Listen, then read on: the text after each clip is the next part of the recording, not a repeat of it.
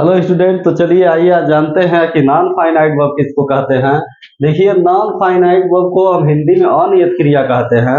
अब अनियत क्रिया क्या होता है, इसके पहले वीडियो लेक्चर में आपको मैं फाइनाइट विषय के वर्ब के विषय में बताया था, जिसमें मैं बताया था कि वे सभी क्रियाएं जो सब्जेक्ट और टेंस के अनुसार बदल जाती हैं उन्हें हम फाइनाइट वर्ब कहते हैं।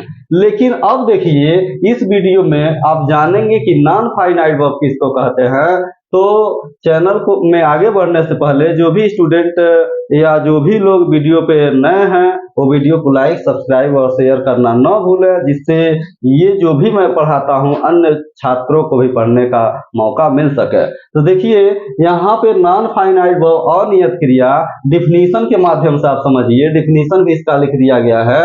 यहाँ पे देखिए डिफिनीशन क्या लिखा गया है, इसका परिभाषा कि नॉन फाइनाइट वर्ब आप कैसे समझेंगे कि नॉन फाइनाइट वर्ब हम किसको कहते हैं, कि अनियत क्रिया होता क्या है। तो डिफिनीशन के माध्यम से देखिए मैं आपको समझाने का कोशिश कर रहा हूँ। और नॉन फाइनाइट वर्ब कितने प्रकार के होते हैं ये भी आज इस वीडियो लेक्चर में आपको बताऊंगा, डिस्कस करूंगा। तो देखिए, the verbs which do not change the verbs which do not change according to subject and tense are called non-finite verbs. The verbs which do not change according to subject and tense are called non-finite verbs. अब इससे आप क्या समझे?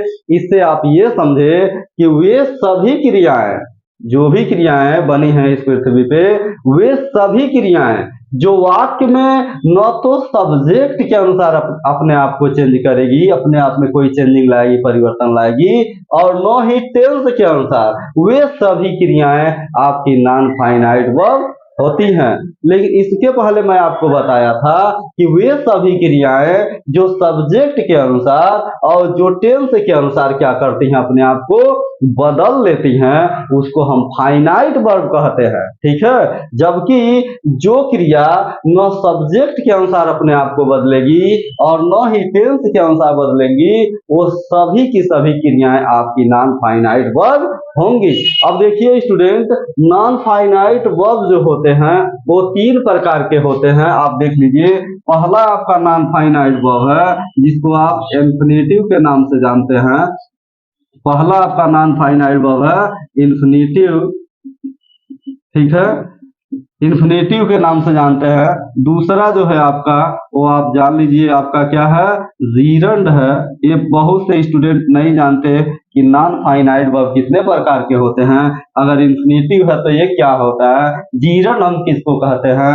उसके बाद देख लीजिए, तीसरा आपका जो है ये पार्टिसिपल है, इसको हम क्या कहेंगे, पार्टिसिपल कहेंगे। अब ये तीन जो हैं ये आपके नॉन फाइनाइट वर्ब हैं। तो अब देखिए, इन्फिनिटिव हम किसको कहते हैं, इन्फिनिटिव का मतलब होता है वे सभी क्रियाएं जिसके फर्स्ट फॉर्म से पहले हम क्या करते हैं, टू का प्रयोग करते हैं, अर्थात टू प्लस वर्ब का first form equal to infinitive. जो किसका अर्थ देता है विद्यार्थियों, जो हिंदी में आए हुए कोई भी सेंटेंस होंगे या शब्द होंगे, जिस शब्द के अंत में क्या आएगा, ना, ने, नी, ये तीनों शब्द आएंगे, मतलब इसमें से कुछ भी आ जाएगा तो हो जाएगा आपका क्या, इन्फिनिटिव, जो किससे मेंटेन होगा, टू प्लस वर्ब से।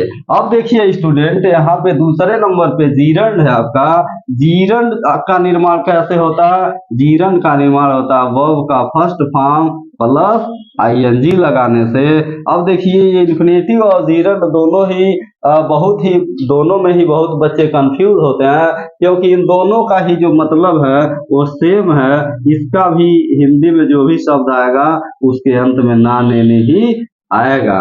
तो देखिए, लेकिन आपको ये समझ लेना चाहिए, इन्फिनिटिव का जो निर्माण होता है वो टू प्लस वर्ब के फर्स्ट फॉर्म से होता है, जबकि जीरंड का जो निर्माण होता है वो वर्ब का फर्स्ट फॉर्म प्लस आईएनजी से होता है। अब देखिए, यहाँ पर आपका जो पार्टिसिपल है, और पार्टिसिपल जो होते हैं वो भी होते हैं तीन प्रकार के। तो देख लीजिए, आपका पहला पार्टिसिपल जो होगा वो हो जाएगा प्रेजेंट, ठीक है, प्रेजेंट पार्टिसिपल। अब क्योंकि इसमें ऐसे नहीं है, इसका भी डिवीजन है अपना। पहला हो गया प्रेजेंट पार्टिसिपल, दूसरा आपका हो जाएगा पास्ट पार्टिसिपल, और तीसरा आपका हो जाएगा, तीसरा जो हो जाएगा आपका वो परफेक्ट पार्टिसिपल होगा। अब देखिए यहाँ पर ये 3 प्रकार के पार्टिसिपल हो गए। तो आप इस वीडियो में आज क्या समझे कि नॉन फाइनाइट वर्ब को हम अनियत क्रिया कहते हैं, और अनियत क्रिया कभी भी किसी भी वाक्य में, इतना आप जान लीजिए, न तो सब्जेक्ट के अनुसार बदलती है और न ही टेंस के अनुसार बदलती है। तो देखिए यहाँ पर नॉन फाइनाइट वर्ब जो न सब्जेक्ट के अनुसार बदलती है और न ही टेंस के अनुसार बदलती है, वो 3 प्रकार के होते हैं। 3 प्रकार के कौन कौन से? इन्फिनेटिव, जीरंड और पार्टिसिपल। अब इन्फिनेटिव का निर्माण कैसे होता है? इन्फिनेटिव का निर्माण होता है टू प्लस वर्ब के फर्स्ट फॉर्म से। अब इन्फिनेटिव कैसे जानेंगे? हिंदी सेंटेंस में कहाँ आया हुआ? वे सभी क्रियाएं जो वाक्य में क्या आती हैं, जिसके अंत में क्या आता है? ना, ने, नहीं आता है, उसको हम इन्फिनेटिव कह सकते हैं। और उसको जब लिखेंगे तो उससे पहले हमको टू का प्रयोग करना पड़ेगा। तो टू प्लस वर्ब का first form equal to infinitive. उसके बाद आ जाइए जीरंड। जीरंड जो है इसका निर्माण कैसे होता है? वर्ब के फर्स्ट फॉर्म प्लस आईएनजी से होता है। इसके भी क्रियाओं के अंत में क्या आता है सेंटेंस में? ना, ने, नी ही आता है। इसका मतलब यह है आप किसी भी सेंटेंस को अगर करना चाहेंगे, ठीक है, तो टू प्लस वर्ब से भी ना, ने, नी को मेंटेन कर सकते हैं और वर्ब प्लस आईएनजी से भी मेंटेन कर सकते हैं। अब देखिए तीसरा आपका जो नॉन फाइनाइट वर्ब है वो आपका पार्टिसिपल है। और स्टूडेंट प्यारे विद्यार्थियों, पार्टिसिपल जो हो 3 प्रकार के होते हैं। पहला कौन सा पार्टिसिपल है? प्रेजेंट पार्टिसिपल है। दूसरा आपका पास्ट पार्टिसिपल है और तीसरा परफेक्ट पार्टिसिपल है। इसको मैं डिटेल्ड वीडियो में इन्फिनेटिव किसको कहते हैं, इसका क्या क्या यूज है, इन्फिनेटिव कितने प्रकार के होते हैं, जीरंड क्या है, इसको हम कैसे मतलब समझेंगे, उसके बाद पार्टिसिपल क्या है, इस सबको हम बहुत ही आसानी से डिटेल्ड वीडियो में जब आपको पढ़ा के बताएंगे तो आपको बहुत ही अच्छी तरीके से समझ में आएगा और बहुत ही इंटरेस्ट आएगा इसको आपको पढ़ने में, क्योंकि ये बहुत ही इंटरेस्टिंग टॉपिक है। और ये जो जीरंड है, इन्फिनेटिव और पार्टिसिपल है, इसका ट्रांसलेशन में बहुत ही बड़ा यूज है। स्पोकन इंग्लिश और डेली लाइफ में यूज करने वाले जो सेंटेंस होते हैं उसमें भी ये अहम भूमिका रखता है। तो देखिए स्टूडेंट, यहाँ पे जैसा कि मैं पार्टिसिपल में बताया प्रेजेंट, पास्ट और परफेक्ट पार्टिसिपल होते हैं। अब इस तीनों का भी निर्माण कैसे कैसे होता है मैं इसको डिटेल्ड वीडियो में आपको बताऊंगा। और यह जो है एक थोड़ा सा लंबा टॉपिक है, ठीक है। तो आज मैं आपको इस वीडियो में बता देता हूं कि इन्फिनेटिव किसको कहते हैं। जीरंड के लिए अलग वीडियो बना दूंगा मैं और पार्टिसिपल के लिए भी अलग वीडियो बना दूंगा, जिसमें प्रेजेंट, पास्ट और परफेक्ट तीनों पार्टिसिपल को मैं बहुत ही अच्छी तरीके से आपको पढ़ाने वाला हूं अपने अगले वीडियो में।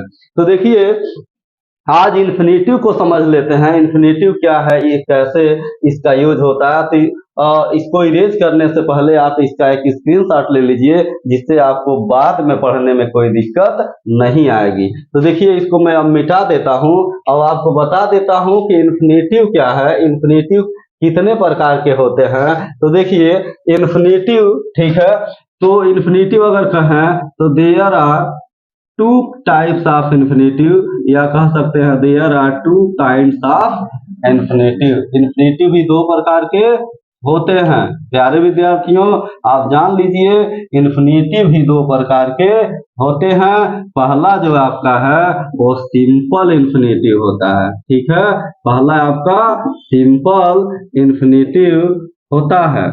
और दूसरा जो आपका है वो होता है आपका जीरंडियल इन्फिनेटिव। देखिए विद्यार्थियों ये जीरंड नहीं है, ये जीरंडियल इन्फिनेटिव है। प्यारे विद्यार्थियों आप इस बात को क्या कीजिए, समझिए। तो यहाँ पे 2 प्रकार के इन्फिनेटिव का मैं जिक्र कर दिया।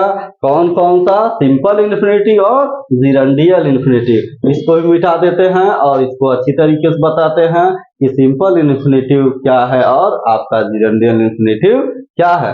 अब देखिए सिंपल इन्फिनेटिव हो या जीरंडियल इन्फिनेटिव हो, दोनों का तो आप जब यूज करेंगे तो क्या करेंगे, टू प्लस वर्ब का फर्स्ट फॉर्म ही लिखेंगे, ये तो लिखना ही लिखना है। लेकिन आप ये जान लीजिए कि सिंपल इन्फिनेटिव का प्रयोग वाक्य में 5 तरह से होता है और ये जो इन्फिनेटिव है आपका एक नॉन फाइनाइट वर्ब है और नॉन फाइनाइट वर्ब किसी भी हालात में वो अपने आप को चेंज नहीं करता है, न तो सब्जेक्ट के अनुसार और न ही टेंस के अनुसार। जैसा कि अब देखिए इसको मैं मिटा के नहीं नीचे ही बता देता हूँ इसका एग्जाम्पल। तो इसका यूज जो होगा सिंपल इन्फिनेटिव का यूज वाक्य में 5 तरह से होता है, ठीक है। तो अब आगे बढ़ता हूं, देखिए मैं बता दूं, जैसे अगर कहा जाए कि बोलना बोलना